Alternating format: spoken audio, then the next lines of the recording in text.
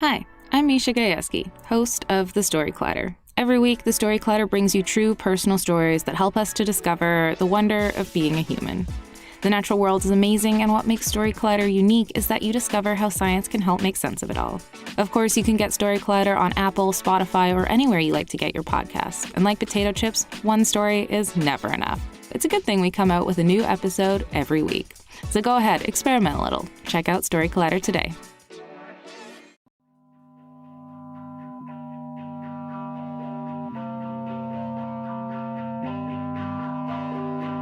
Welcome to Who's in STEM. I'm Ken Ono, your host and the STEM advisor to the provost and the Marvin Rosenblum Professor of Mathematics at UVA. Our goal is to evoke flights of imagination and wonder by showcasing the cornucopia of all that is STEM at UVA, the marvelous world of UVA science, technology, engineering, and mathematics. Behind every scientific discovery, every breakthrough, are people with stories. Their experiences matter. How they come at their questions, their setbacks, and insights, they all play an important role in the discovery process. And communicating why it matters is just as important as the research itself. That's why, for the third year running, UVA is proud to partner with the Story Collider, a podcast dedicated to sharing deeply personal stories from scientists, researchers, and innovators. This spring, the Story Collider team returned to Charlottesville to spotlight some of UVA's most inspiring voices in STEM. These aren't just stories about research, they're also stories about resilience, passion, identity, and the winding paths that lead people into science in the first place. The individuals who took the stage aren't just leaders in their fields, they're also powerful communicators, helping to bridge the gap between scientists and the rest of the world. You can hear these featured stories and others from this year's live event on the Story Collider podcast in the link below, as well as this episode of Who's in STEM. On the Story Collider podcast, you will hear stories by Scott Acton, Professor of Engineering, and Stephanie Rowley, the Dean of the School of Education. Here, we will share the other two stories that were presented at Carr's Hill. Bill Petri is the chief of the Division of Infectious Diseases and International Health at UVA, and he'll describe his drive to his scientific breakthrough and the effort that goes into setting the stage for how that can happen. So it's 2010, and I'm 45 years old, and I've just become the chief of the Infectious Disease and International Health Division, and I wanted to do something big. And it struck me that the Gates Foundation had just been founded a few years ago. And even though we had international health in our name, we didn't have any funding from the Gates Foundation. So I kind of set about to think, how does one accomplish that? And one of the problems was that the Gates Foundation was very focused on three diseases: AIDS, tuberculosis, and malaria, none of which at the time we were doing at UVA. What we were really strong in and are still strong in is what's called enteric infections, which is a nice way of saying diarrhea. So we were really very, very good at that. And I actually put 5 children through college studying diarrhea. So it's like, yeah. So I was trying to think how does one do that? Well, the other thing that the Gates Foundation was interested in was polio eradication. And in 2010, there was tens of thousands of children that were being paralyzed every year from polio. And Bill Gates put this on his radar screen to eradicate polio. And the problem with doing that was that the polio vaccine doesn't work very well in the low middle-income countries where all of us were studying diarrhea. And so I thought, well, maybe there could be a connection there. Maybe all the diarrhea that these children are suffering from has something to do with the polio vaccine not working, so that you actually have to give 4 or 5 doses of this vaccine to get the same response that you'd see in a child in the United States. And so I did what's called a freezer dive in science, which means we had frozen plasma from children that we followed very, very closely in Bangladesh. And to the extent that I could pull a test tube out of the freezer and know, that child's had 5 episodes of diarrhea by the time she's 1 year old. And then another child had no diarrhea. And so we just measured antibodies produced by the polio vaccine. In fact, we found like the child that had 5 bouts of diarrhea had much lower antibody levels, a non-protective level. And so that was like a foot in the door with the Gates Foundation. And I was at a meeting like this, and I was sitting next to Tom Brewer, who at the time was a senior program officer. And so much of science is relations with people. And we were chatting, instead of like paying attention to the talk, we were actually chatting the whole time. And I said, well, I think like I understand like why the polio vaccine is not working. And he was interested in that. But of course, I had no credibility to do this. I'd never worked on polio. I had never done a clinical trial. I never even really studied the vaccine. I'd spent like the first years of my career studying a single protein and a single parasite. But the big thing about science is that it's not one person like alone at night in the lab pipetting something into a test tube. It's the best team sport there is. And I then got together a group of experts that could sort of fill in the things that I didn't know. So I had like this idea that maybe diarrhea had something to do with this. We put a team together, I mentioned 2 people in particular.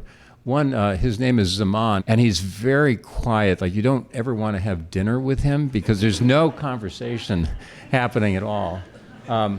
But he's also probably responsible more than any one person in the world for saving children's lives through vaccines. So he is like the vaccine guy. And then the other person that I engaged is Mark Davis at Stanford, who is the discoverer of what's called the T-cell receptor. And so that's very fundamental to understanding how vaccines work, because it has to work through the T-cell receptor. And it was actually easy to assemble the team, because I think we like the idea, like, can we improve the health of children in low-income countries? And also, like, it was so exciting with the Gates Foundation on the scene now that there's this opportunity to really make a difference in something like that. And this is before Zoom, and it's, it was, and so we did like a teleconference with AT&T, which I had never done before. And it went very well, and then I got the bill, and they had charged me $3,000 for 1 hour on the stuff. I guess I didn't know to ask, like, how much is this going to cost? And so I pleaded with them, like, we're trying to study poor children in poor countries, and and so they lowered the cost a little bit. But we got this whole team, and the way it works with the Gates Foundation is different than NIH. You send in a proposal, and they say, we like this part about it, but we don't like this part. And so it's back and forth. And then we finally got to a point where they were sort of on the same page with us, or we were on the same page with them, maybe more accurately. And so then we flew everyone to Seattle. The Gates Foundation had just built a new headquarters right across the street from the Space Needle. And we're in a conference room it's not subterranean, but it's below street level. And so you can kind of look up and see people walking on the sidewalk as you're meeting. And we had like a small conference room, and it had this whole team of experts that had kind of thrown their lot in with me. And it went reasonably well, but then it was clear like I had never done stuff like this before. And I remember one of the program officers asked me, well, how are you going to enroll 600 children in a study of polio? And I could turn to Zaman, say, hey, Zaman, how did you enroll 6,000 children in that last study?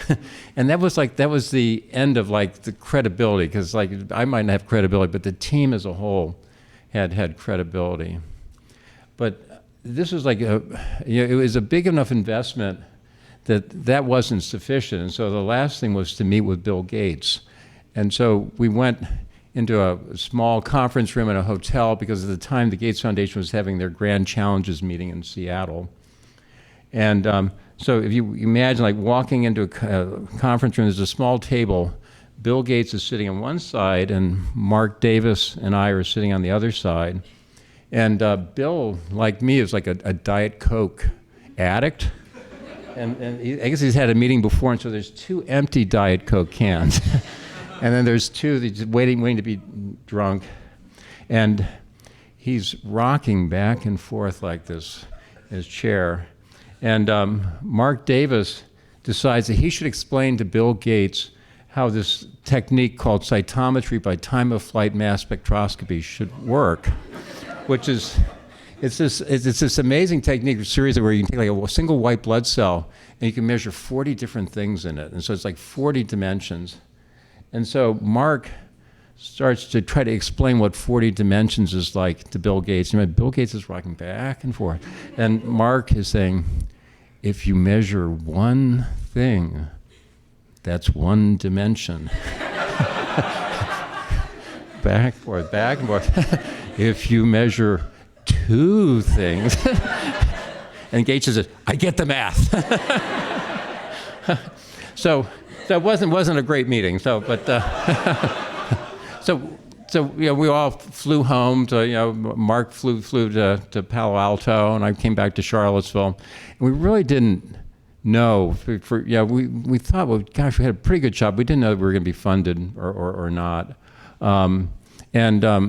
Finally, this is still, they used to deliver mail back in 2010 or something, and so we got an envelope with a return address to the Gates Foundation and opened it up, and in fact, we'd been awarded the grant. And I sort of felt a little bit like Jimmy Balvano when he won like the NCAAs or something, looking for someone to hug. And I went into the lab with a letter, and I found Christine Peterson, who was one of the postdocs, and I said, Christine, look at this. So the work has been successful to the extent like that today, not entirely due to us, but now there's only 100 children that have been paralyzed by polio, and it's only in 2 countries, Pakistan, Afghanistan. And there's new work now, including UVA, on making a better polio vaccine so that we don't have to give like 4 or 5 doses to eradicate it. So thank you. That was Bill Petri, the chief of the Division of Infectious Diseases and International Health at UVA. Next, we'll hear from Kathryn Thornton, a retired astronaut and Professor Emerita at UVA. She was formerly in the School of Engineering and Applied Science. Her department was the Department of Mechanical and Aerospace Engineering. Of course, that makes sense. She's the astronaut. And by the way, she's a member of the NASA Astronaut Hall of Fame. She has a compelling story to tell, and it's about the importance of preparation and how one handles things when things go badly wrong. So it's sort of a basic principle in aviation and spaceflight that you fly like you train.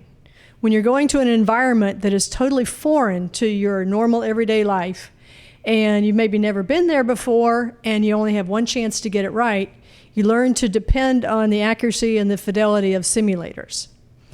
I spent hours in shuttle simulators that were really good at mimicking and mocking up the functions of shuttle systems and all that, except for the floating part. Simulating the floating part is really tricky. So there were a couple simulators for that. One was a huge water tank where we had a full-size space shuttle cargo bay and satellites, whatever we were working on in there, and we would use that to simulate zero gravity. But gravity was still there. Tools were still heavy, and the viscosity of the water reliably kept your rear end behind your front end when you were moving around. The other zero-G simulator that we used for spacewalking was an air-bearing floor, where the astronaut and the payload were both the pucks, and you could move almost frictionlessly in a horizontal plane. So you can move right, left, you can move forward, back, and you could do a yaw, but you couldn't move up and down, you couldn't pitch up and down, and you couldn't roll. So we did a fair amount of training on that. Then when you get to space, you find out that the laws of physics are real, they're uncompromising, and they don't care how awesome you were in the simulator. So let me tell you about Intelsat. Intelsat was a communications satellite that was launched on a Titan from the Cape Canaveral Air Force Station in 1990. It's shaped like a giant can of tomato soup, about 17 feet tall, 12 feet in diameter, weighed about 9,000 pounds, and about half the mass of it was liquid propellant. So shortly after they got up to orbit, they found out they couldn't separate from their upper stage, and so they had to separate all the booster stages from the satellite. They left it stranded in orbit a couple hundred miles up and no way to get to a geosynchronous orbit where a communication satellite needs to be. So they commissioned NASA to launch a rescue mission on the space shuttle. And I don't know how many of you know, or even remember the space shuttle. I can't believe it's been more than a decade since it's been retired. But the space shuttle was a flying truck. Had a cargo bay that opened up fully to space. It's about 1/3 longer than a standard school bus and twice the width of that. It also had like a 60-foot crane-like mechanical arm that could assist you in doing whatever it is you needed to do. So the plan is to launch the new Space Shuttle Endeavour with a new rocket motor for the satellite, and for the astronauts to go up there and grab it, attach a new booster motor, send it on its way. And oh, by the way, while we're there, we'll do a couple spacewalks to demonstrate how to build a space station with giant Tinker toys. So that was the plan. The crew was selected in 1990, and we trained for about 18 months. And by that time, we were ready to go. We were confident. We were sure it's going to work. We had simulated the heck out of it, and we were going to do it. So we launched through a cloud cover and got to orbit. And everything went really well until it didn't. So in the first capture attempt, Pierre Thuot, who was the astronaut on the end of the mechanical arm, took this capture bar. And I forgot to mention that Intelsat was never intended for visiting astronauts to work on it. So it doesn't have a handle of any kind. And so NASA engineers invented this capture bar that was about 15 feet long, weighed 90 pounds on Earth. And the idea was that an astronaut on the end of the mechanical arm was going to get underneath that satellite, which was rotating, and get the capture bar in exactly the right place, and then these spring-loaded latches would automatically fire and grab it.